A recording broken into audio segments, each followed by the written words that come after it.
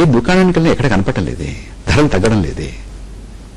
అంటే ఈ ద్రవ్య సూచిక మైనస్ లో వెళ్ళింది అనేటువంటిది ఒక స్టాటిస్టికల్ భ్రమ. అంటే 60 కిలోమీటర్ల భ్రమే అయినప్పుడు ఎందుకది 60 కిలోమీటర్ల వేగంతో పోయేటువంటి మోటార్ వెహికల్ 50 కిలోమీటర్లతో పోతున్నది అనుకుందాం, డీసిలరేషన్. ఇది కూడా అలాంటిది అన్నమాట. ఇది 93-94 ప్రాతిపదికగా తీసుకుని ఆ సంవత్సరాన్ని సుమారు 425 కమాడిటీస్ వస్తు సేవలతో తయారు చేసి పెట్టినటువంటి సూచిక. ఈ సూచిక నిర్దిష్టమైనటువంటి సూచిక ఈనాటికి రెలవెంట్ గా ఉంది అని కూడా ఎవరు అనరు. అంతేకాకుండా ఈ రోజు మహమ్మద్ గారి జన్మదినం, నిన్న అయితే వర్ధంతి. ఈ వర్ధంతి జన్మదినం రెండు మధ్య జయంతి రోజుల్లో ఈ స్టాటిస్టికల్ ఇల్యూషన్స్ ని ఇకనైనా మనం కరెక్ట్ చేసుకోవాల్సినటువంటి అవసరం ఎంతైనా ఉంది. ఒక ఆలోచన ఉందంటే, ఒక అభిప్రాయం వస్తుందంటే, ఇది మీరు చెప్పినట్టుగా 430-440 వస్తువుల యొక్క ధరల సూచి స్థూలంగా పెట్టుకున్నటువంటి. అయితే ఇందులో ముఖ్యంగా ఫుడ్ ఇన్ఫ్లేషన్ అంటే ఆహారానికి సంబంధించినటువంటి కూరగాయలు కానీ, ధాన్యం కానీ, పప్పు కానీ, నూనె కానీ, వీటన్నిటి చూసుకుంటే ఇవి మాత్రం తగ్గలేదు, పెరుగుతూ వస్తున్నాయి. మిగతావి తగ్గుతూ వచ్చినా కూడా నిజంగా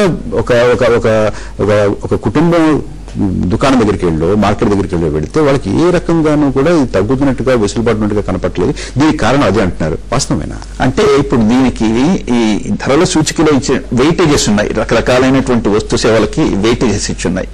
ఈ ఫుడ్ ఆర్టికల్స్ కి ఇచ్చినటువంటి వెయిటేజ్ సుమారు 22% ఉంది. అక్కడ కూడా మీరు 93-94 సంవత్సరంలో ఉండేటువంటి ధరల సూచిక 100 అనుకుంటే, ఇది సుమారు మామూలు హోల్సేల్ ప్రైస్ ఇండెక్స్ 234 ఎంతో అయింది అనుకుంటే. అంతరావు గారు, తగ్గకపోవడం అలా వచ్చండి, కనీసం పెరగకుండా ఉండాలిగా. అంటే ఈ సూచిక దాన్ని రిఫ్లెక్ట్ ప్రతిబింబించదన్నమాట. ప్రొఫెసర్ కాంతారావు గారు, ఈ విషయం మీద ప్రజలు ఏమనుకుంటున్నారు, విజయవాడలో సామాన్య జనం ఏమనుకుంటున్నారు, మన ప్రతినిధి వారితో మాట్లాడడానికి సిద్ధంగా ఉన్నారు, వారితో మాట్లాడిస్తారు. నిత్యావసర ధరల పెరుగుదలతో సామాన్య మధ్యతరగతి ప్రజలు తీవ్ర ఇబ్బందులు ఎదుర్కొంటున్నారు. అయితే విజయవాడలో వారు సామాన్య మధ్యతరగతి ప్రజలు ధర పెరుగుదల మీద ఏమనుకుంటున్నారు ఇప్పుడు తెలుసుకుందాం. చెప్పమ్మా, ధరల పెరుగుదల మీద ఇదేంటి?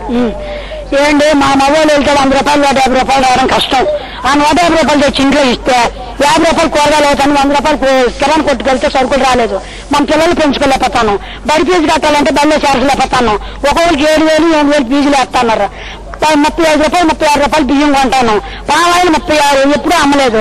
ఇంకా మంచిగా కొనుక్కొని ఏం తింటానండి? మా పరిస్థితి ఇది. నువ్వు 2 రూపాయలు బియ్యం చేసా కరెక్టే, ఆ 2 రూపాయల బియ్యం వల్ల మా కాలం వెళ్ళలేదు. మా కొట్టుకాడికి మళ్ళీ వెళ్ళాలంటే రేట్లు పెరిగిపోయి ఈవేళ 30 రూపాయలు మగోడికి సార్జీ లేకపోతే ఇంటికాడ ఉండిపోతున్నారు. రేపు పరిస్థితి, మా పరిస్థితి ఏంటి? అది మీరు ఒకరు గమనించుకొని మా పరిష్కారం మీరు చేయాలి. మీరు చేయకపోతే మా బతకలేము. ద్రవ్యోల్బణం మీదే నిత్యావసర వరకులు ధరలు ఆధారపడి ఉంటున్నారు, మీరేమంటారు? అసలు ద్రవ్యోల్బణానికి నిత్యావసర సరుకుల ధరల పెరుగుదలకి సంబంధం లేదు. ఈ రెండు కూడా ఒకటేనని చెప్పని చాలా మంది అనుకుంటారు, కానీ ఈ రెండు ఒకటి కాదు. ద్రవ్య డబ్బుల్ని మార్కెట్ లోకి రిలీజ్ చేయడం అనేటువంటి ద్రవ్యోల్బణం, కానీ ధరల పెరుగుదల అనేటువంటిది మాత్రం ఇక్కడ మార్కెట్ మీద బయట ఎలా పెరిగినాయి అంటారు? ధరలు విపరీతంగా పెరిగినాయి. మీకు ద్రవ్యోల్బణం 8వ నెలలో ఆగస్టు 2008 ఆగస్టులో 12.91% ఉంది. కానీ ప్రస్తుతం వచ్చేటప్పుడు మైనస్ లోకి వెళ్ళింది. కానీ ఆ రోజుకి ఈ రోజుకి 51 పాయింట్లు పెరిగింది సరుకుల ధరలు. కాబట్టి ద్రవ్యోల్బణానికి దీనికి ఎలాంటి సంబంధం లేదు. ఏమంటారు? నిత్యావసర ధరలు తగ్గాలంటే ఈరోజు ప్రభుత్వం మారలేదు, ధరలు కూడా మారలేదు. ఈ రోజు నిత్యావసర ధరలతో ప్రజలు ఇబ్బంది పడతా ఉన్నారు. రెండో పక్క ప్రభుత్వం మేము చౌక డిపోల ద్వారా ప్రజలందరికీ కూడా వస్తువులు ఇస్తామని చెప్పి అంటున్నారు. కానీ ఈ రోజు చూస్తే బియ్యం కోత విధిస్తున్నారు, బోగస్ కార్డులు వేరేస్తామని చెబుతున్నారు. పంచదార చూస్తే మాత్రం ఈ నెల కోట పూర్తిగా ఆపేశారు, కిరోసిన్ కూడా తగ్గించారు. అంటే ఈ రోజు ప్రభుత్వం అన్ని రకాల ధరలు పెరుగుతుంది. ఈ రోజు చౌక డిపోల ద్వారా ఇచ్చేవి కూడా తగ్గించేశారు. దీనివల్ల ప్రజలు బాగా ఇబ్బంది పడతా ఉన్నారు. ఇది ఇక్కడ పరిస్థితి. Vote studio. ధన్యవాదాలు ప్రొఫెసర్ కాంతారావు గారు. ఒకటి ఏంటంటే, జనంలో ధరలు తగ్గలేదు అనేది చాలా స్పష్టంగా, ఇది కఠోరమైనటువంటి వాస్తవం. ఎక్కడికి వెళ్ళినా కూడా, రైతు బజార్కి వెళ్ళి ఎక్కడికి వెళ్ళినా కూడా అది కనపడుతుంది. ఇది కేవలం ప్రభుత్వానికి సంబంధించిందే, ఇది ప్రజలకు సంబంధించింది కాదు అనేటువంటిది. అయితే ఈ మైనస్ లోకి వెళ్ళిపోయింది ద్రవ్యోల్బణం, ఆర్బీఐ, ఫైనాన్స్ మంత్రి, ఇవన్నీ ఏమిటి అసలు అంతా?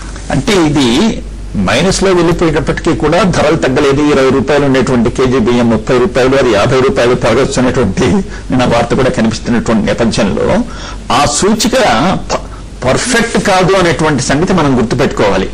అది ఇర్రిలవెంట్ అయిపోయింది. ఈ రకమైనటువంటి జీవన స్థాయి, మనకు ఉండేటువంటి దైనందిక కష్ట నష్టాలను బేరీజు వేయడంలో ఆ సూచిక చాలా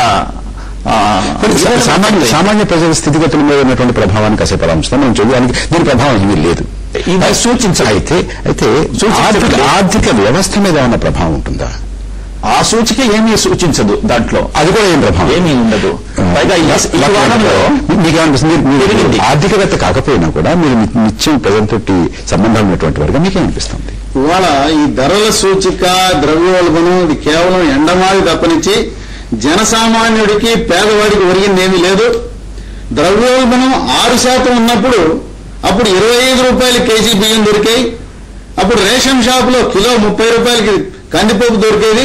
ఈ ద్రవ్యోల్బణం నెగిటివ్ అయిపోయింది, అది అయిపోయింది, ఇది అయిపోయింది. ఆర్థిక శాస్త్రవేత్తలు లేకపోతే సంఖ్యలు కొట్టుకుంటున్నారు ఆర్బీఐ రిజర్వ్ బ్యాంక్ తప్పనిచ్చి ఇవాళ కేజీ ఇచ్చే కందిపప్పు మా వల్ల కాదని చేతులెత్తేసి 30 నుంచి 45 పెంచేశారు. అర కేజీ. డాక్టర్ వెంకటరావు గారు, మనకు సమయం మించిపోతుంది. మా స్టూడియోకి వచ్చినందుకు మీకు, ప్రొఫెసర్ కాంతారావు గారికి, మాతో ఫోన్ లైన్ లో మాట్లాడినటువంటి మంత్రి గారు విశ్వరూప్ గారికి, మాతో ప్రత్యక్షంగా మాట్లాడినటువంటి శాసనసభ్యులు శ్రీ కిచ్చెన్న గారి లక్ష్మారెడ్డి గారికి, తిరుపతి నుంచి, విజయవాడ నుంచి మాతో మాట్లాడినటువంటి ప్రజలందరికీ, సామాన్యులందరికీ కూడా కృతజ్ఞతలు తెలియజేసుకుందాం.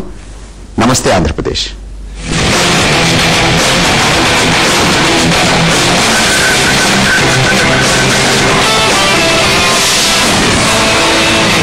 ఈ బులెటిన్ మీకు సమర్పించిన వారు 9 Fine Hair Color junior Horlicks. ఇందులో ఉన్నాయి DHA మరియు ఆవశ్యక పోషకాలు A to Z పోషణకై.